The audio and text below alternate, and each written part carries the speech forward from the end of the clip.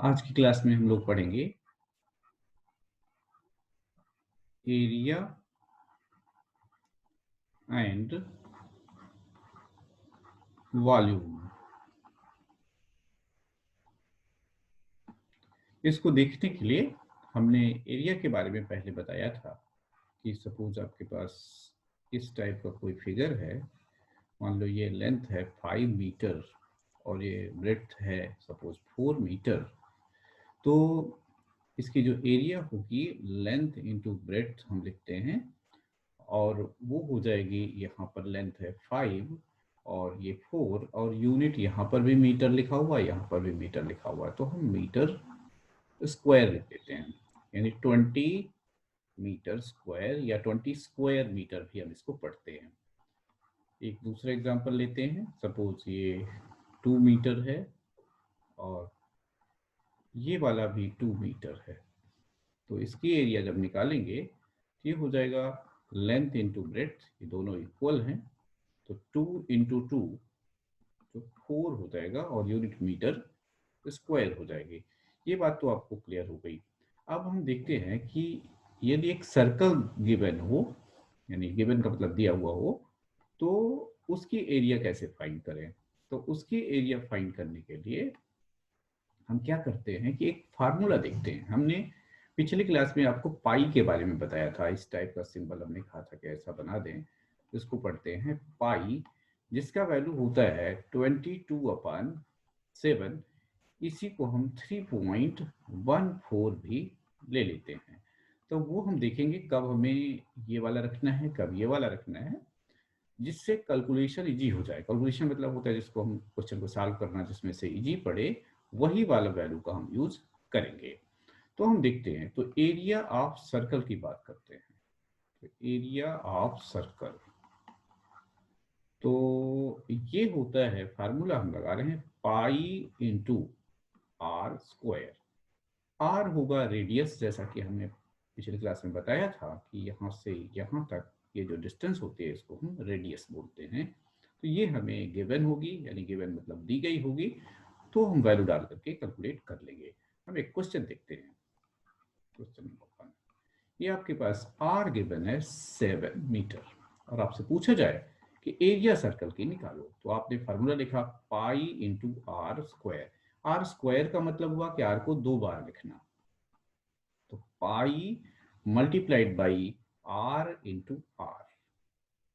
अब करते क्या है कि पाई की जगह पर ये यहाँ 7 है, तो पाई का बेटर वैल्यू होगा 22/7। तो यहाँ पर 22/7 डाल दिया और आर की जगह 7 है, 2 बार 7 7 डाल दें, 7 इंटू 7। एक 7 से एक 7 कट जाएगा और जब हम मल्टीप्लाई करेंगे तो यह आ जाएगा 154। और ये भी एरिया ही है, तो इसमें भी ये यूनिट यहाँ मीटर है, तो ये मीटर स्क्वायर बन जाएगा। हम दूसरा एग्जांपल लेते हैं। सपोज रेडियस हमारे पास गिवन है सिर्फ 14 सेंटीमीटर और एरिया फाइंड करनी है सर्कल की। तो ये हमारा सर्कल है जिसकी ये वाली रेडियस है जो 14 है। तो एरिया का फार्मूला हमने लगा दिया। फार्मूला क्या था, पाई आर स्क्वायर। तो पाई का वैल्यू हमें पता है कि पाई के दो वैल्यूज होते हैं, या तो 22/7 होता है या फिर 3.14 होता है। आपकी मर्जी है कौन सा लिखना है, लेकिन जब ये रेडियस 7 की टेबल में आए तो ये 22/7 लिखना अच्छा होता है, क्योंकि इससे हम इसको काट सकते हैं।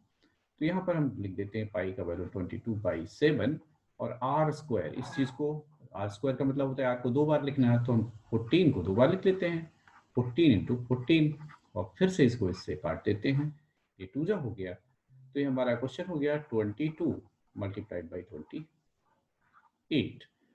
अब 28 में 22 को मल्टीप्लाई कर दें तो ये आ जाएगा 28, उसके नीचे लिया हमने 22, मल्टीप्लाई करते हैं तो ये 56 हो गया, और फिर ये फिर से दोबारा 56 हो गया,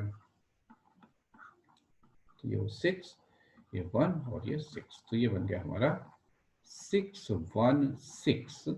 और सेंटीमीटर यूनिट लिखे हुए है, तो सेंटीमीटर के यूनिट के ऊपर हम 2 लगा देंगे, पढ़ेंगे 616 सेंटीमीटर स्क्वायर। तो ये बात आपको क्लियर हो गई होगी कि एरिया हम कैसे निकालते हैं। तो आपके लिए question, find the area of circle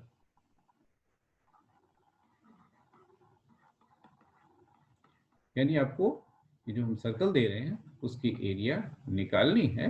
आपको गिवन है radius r equal to 21 centimetre, B part है r equal to 28 centimetre, C part है r इक्वल टू 35 सेंटीमीटर और डी पार्ट है r इक्वल टू 42 मीटर। ठीक है, तो बात समझ में आ गई होगी कि आपको फार्मूला लगाना है एरिया के लिए, वो होता है पाई आर स्क्वायर। यहाँ जितने भी वैल्यूज हमने दिए हैं वहां पर हर जगह आप पाई के इक्वल टू 22/7 यूज करें, तो उससे आपका कैलकुलेशन इजी रहेगा। तो पाई ये लिखेंगे आर स्क्वायर का मतलब आर स्मॉल लिखा हो या कैपिटल लिखा हो वो रेडियस को ही रिप्रेजेंट करता है। तो इससे आपको परेशान होने की बात नहीं है कि स्मॉल आर यहाँ फार्मूला में लिखा हुआ है। फार्मूला को भी आप pi into capital R square भी लिख सकते हो, उससे कोई फर्क नहीं पड़ेगा।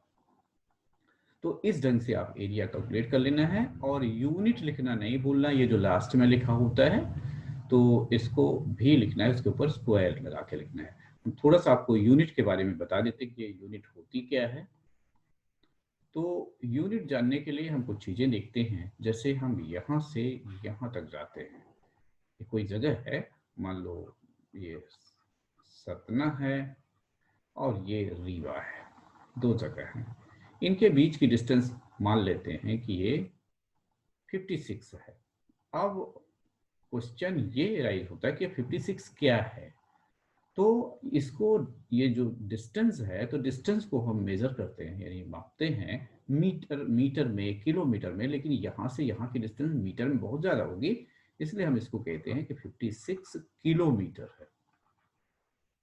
ठीक है, हम बाद में पढ़ेंगे इनकी क्या रिलेशंस होते हैं।